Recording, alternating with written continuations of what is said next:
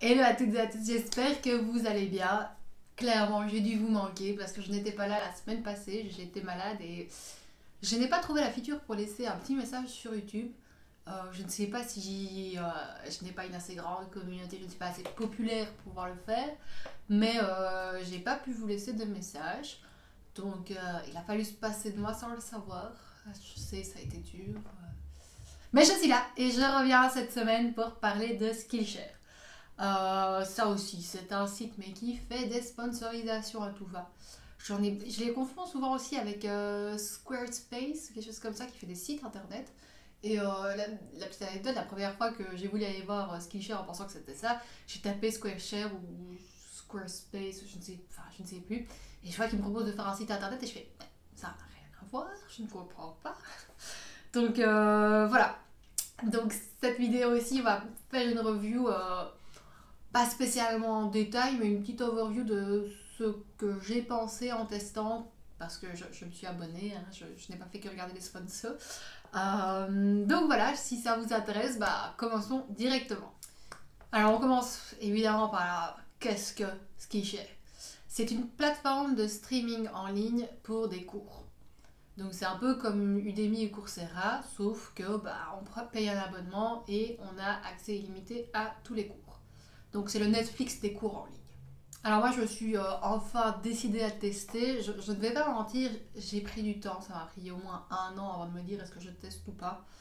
C'était indépendamment de YouTube, je me suis dit, j'ai vu beaucoup Ali Abdaal, je ne sais pas si vous connaissez, sinon je vous le mets quelque part pour aller voir, mais qui fait des vidéos super intéressantes sur la productivité, et il a fait souvent des sponsors avec Skillshare, et il a aussi un cours dedans. Donc c'est principalement pour ça que je l'ai pris. Et je me suis dit, par curiosité, il y avait même une pub avec Olivia Wilde, il me semble. Il y a Amanda Lee, je pense. Je pense qu'elle a un deuxième prénom, mais je ne connais pas, ou un troisième, je ne sais plus. Qui fait souvent des bullet journal, qui en parle aussi. Et qui a un cours aussi. Mais clairement, moi, ce qui m'a refroidi, c'est le fait que le prix n'est pas indiqué.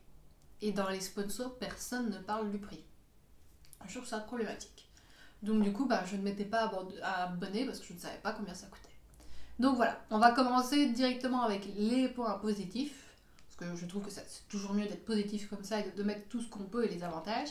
Et après, on donnera un peu mes inconvénients. Attention, c'est peut-être pas les inconvénients de tout le monde, mais on donnera un peu moi ce qui m'a pas plu et on conclura. Donc voilà, je vous laisse avec le reste de la vidéo. Évidemment, moi j'ai mon petit pense-bête, l'iPad. Petit, voilà. Donc, alors, l'avantage le plus grand et le plus incontestable, c'est qu'on paye un abonnement et on a un accès illimité à tous les cours qui sont disponibles. Donc c'est pas... Enfin, je trouve qu'avec Udemy, des fois, on est vite sur le stress de est-ce que c'est le meilleur cours sur le sujet ou pas.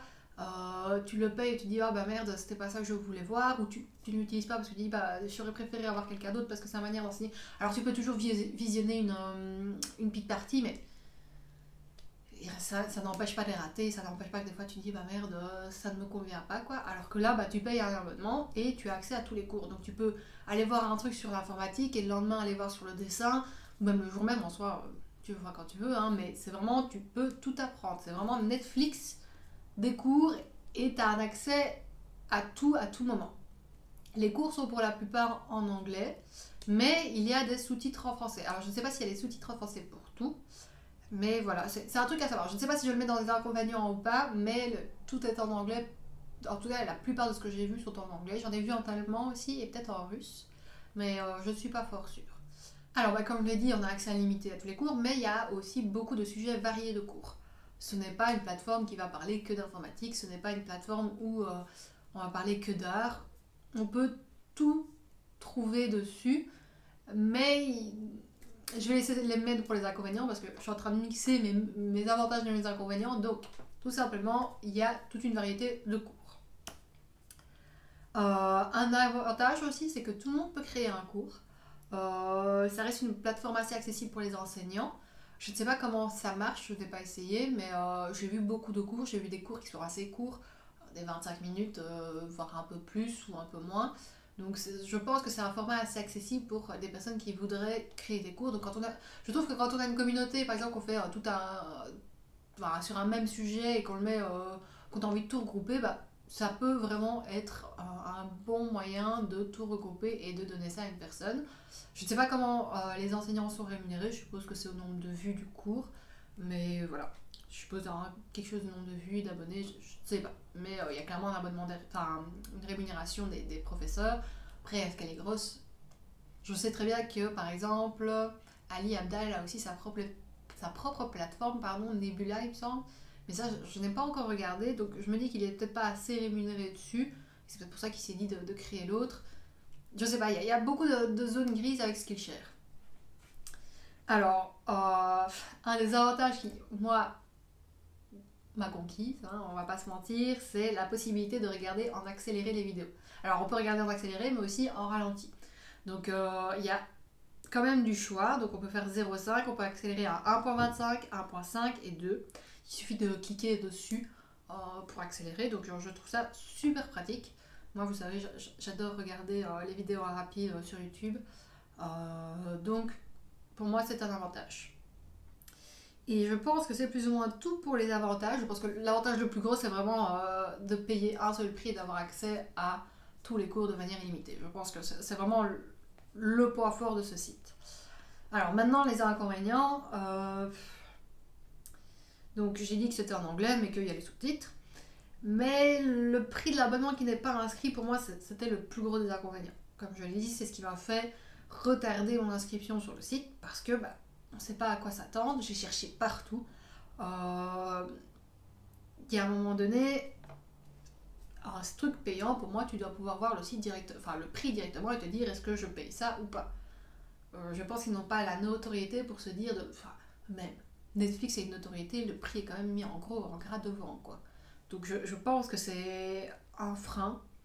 Le prix est aussi, je pense, le prix varie pardon, aussi en fonction des pays, je pense. C'est pas clairement indiqué, mais le fait qu'ils n'indiquent pas leur prix, à part quand on est inscrit, qu'on a donné toutes nos informations, et au moment de finaliser l'inscription, de mettre la méthode de paiement, c'est qu'à ce moment-là où j'ai eu le prix. Donc je me dis que c'est vraiment aussi dépendant du pays. Avoir peut-être testé de s'inscrire avec un autre pays, mais c'est vrai que je n'ai pas dit le prix. Mais il me semble que c'est 150 € d'abonnement par an. Ça aussi c'est très important, il faut payer la somme pour l'année. Je suis pas très fan de ne pas avoir la possibilité de ne pas payer par mois. Je comprends clairement qu'ils se disent qu'on a besoin d'apport d'argent au début, mais du coup, ça m'a pas assez vendu du rêve que pour me dire maintenant je paye 150 € pour le reste de l'année.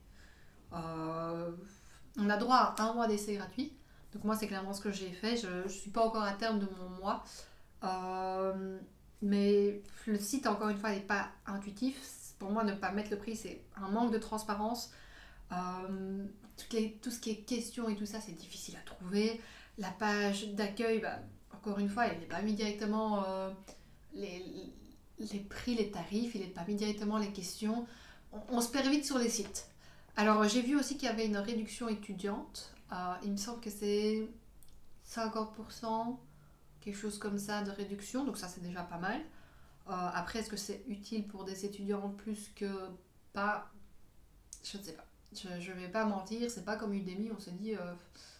Coursera aussi, on se dit je prends un cours sur du machine learning et je suis refait, et encore maintenant avec YouTube. Mais sur Skillshare, je ne sais pas si on arrive à ce level ou pas. Je ne sais pas si c'est vraiment utile pour l'UNIF, les hautes écoles ou quoi, je ne sais pas. Je n'ai pas testé, mais ça m'a pas semblé être un truc révolutionnaire pour les étudiants non plus. Bon, passons, je me suis inscrite, j'ai un peu galéré à trouver... à part s'inscrire, en fait, le site n'est pas fait pour autre chose que pour s'inscrire. Donc si vous cherchez des informations et tout ça, je trouve ça difficile, sauf si vous ne voulez que vous inscrire, c'est tout. L'avantage que j'ai pu citer, comme de quoi tout le monde peut créer un cours, est aussi parfois un inconvénient. Parce que je trouve qu'il est difficile du coup de trouver... et ça, c'est pas dû au fait que tout le monde puisse créer son cours, c'est juste par rapport au fait qu'il n'y a pas un très bon système de notation.